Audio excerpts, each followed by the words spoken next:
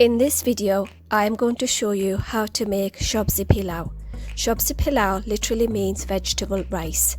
It is a very nutritious and colourful one-pot dish. It goes really well with any of the recipes we have made on this course so far, but I think it goes extremely well with just a crunchy salad.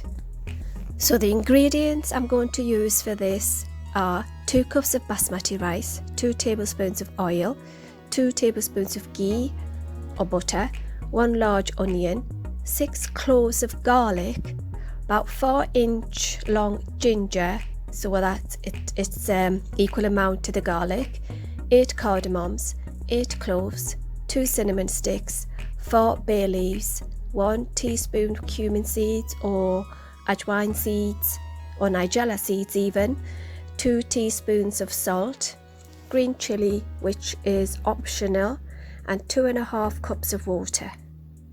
You can use any vegetables you have in the house for this recipe.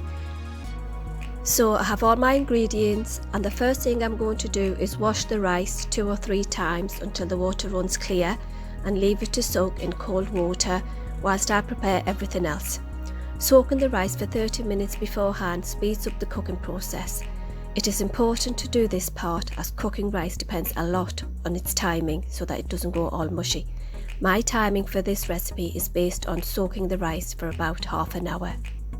Here I have got all my whole spices ready to go into the pan.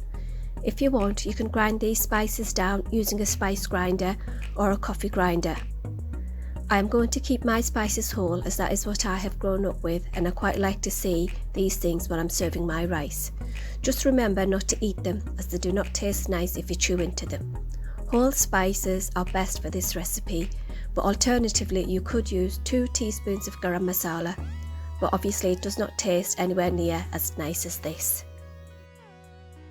For the Shobzi Pilau, you can use any vegetables you have at home, as long as you have the base vegetables, which are the ginger, garlic and onions. These are the vegetables which I had in my house today. I've tried to aim for a variety of colours.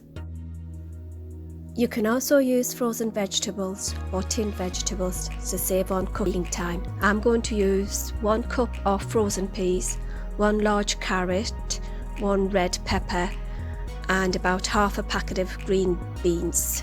That's about 7 or 8. It is important to have all your ingredients prepared ready to go into the pan. So chop the carrots. I am using the claw and hook method to cut my carrots into pea sizes. I like all my vegetables to look uniform. They're about centimetre cubes. Chop the peppers, again about 1 centimetre squares. Take out all the white bits.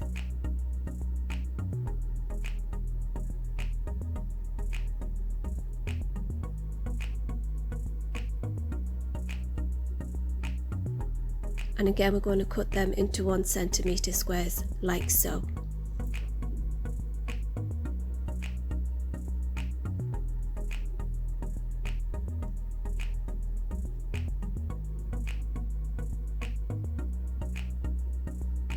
There you go, pepper's done.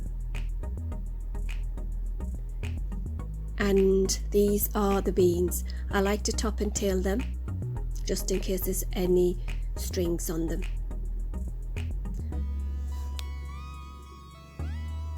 Again, centimetre cubes. You can use any kind of green beans. These are the flat green beans I'm using. And here we've got the onions. The onions have to be finely chopped. So I've got all my ingredients prepared, ready to go into the pan. I have here my pan. It is 22 centimetres in diameter and 12 centimetres in height. I have already put in my oil and the ghee. You could use all oil or all ghee if you don't have both at home. Using ghee gives you a much richer taste. So I've just dropped in my cumin seed to check if my oil is hot, and if it sizzles, you know it's ready. The oil has to be practically smoking, so when you drop your whole spices in, it should go bonkers and sizzle everywhere. So I've started off with my bay leaves and the cinnamon sticks as they are quite big. After about 30 seconds, I am going to drop in the rest of the spices. the cardamom, cloves and cumin seeds. The oil is really hot here and everything is sizzling away. It's sputtering like mad and making a lot of noise. Practically straight away in goes the onions. I'm going to give it a little stir.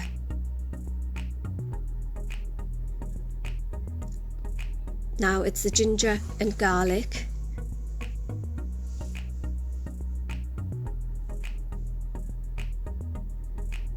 And I'm just going to put in 2 teaspoons of salt.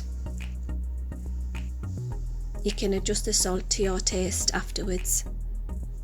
Remember, the salt makes the onions cook faster. And that's the first part of your recipe complete. I'm going to let that cook until the onions become translucent. I'm going to put the lid on and turn the heat down and let it cook away gently. I'm not going to get too complacent. About 3 or 4 minutes have passed and I'm going to see what's going on in my pan. I can see the onions have reduced quite a bit. Now, I am putting the carrots in first as these vegetables will take slightly longer than the others to cook. Not too long, mind. I only gave them a minute here. I'm going to put the rest of the vegetables in. So the beans are going in, the peppers and the peas. And make sure it's all stirred together. My vegetables are looking absolutely fantastic and they are so colourful. So when the vegetables are about 1/3 cooked, I'm going to add the rice.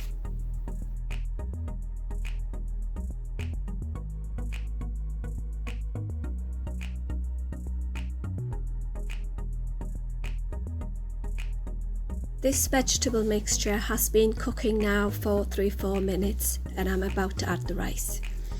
The rice has been soaking in the cold water all this time and I have just drained it before adding it to the vegetables. I have also put the kettle on as I will be needing hot water in a bit. So gently stir the rice.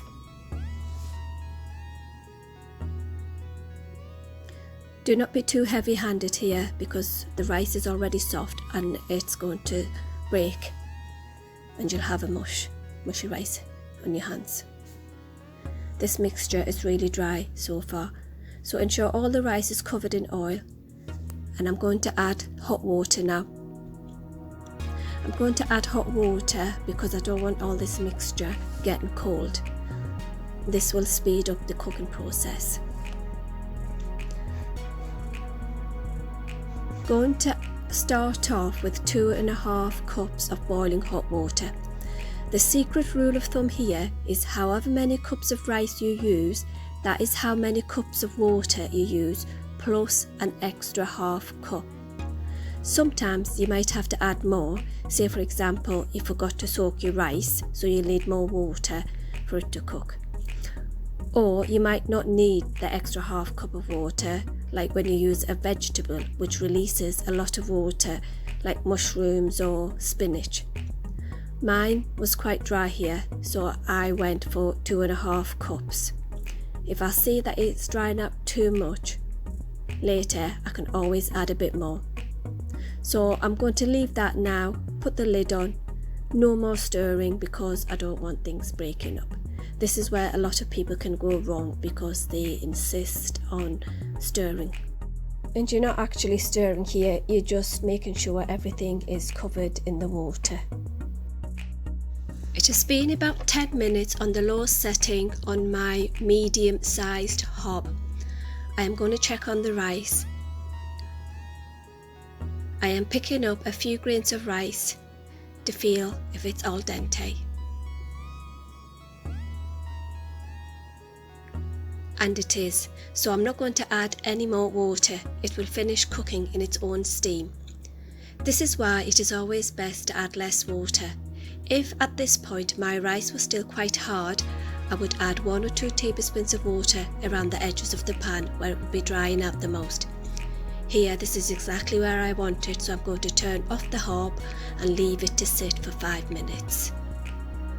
Wow, look at this, this is absolutely perfect. So my rice is finished now. I'm going to give it a very, very gentle stir. See, it's absolutely beautiful.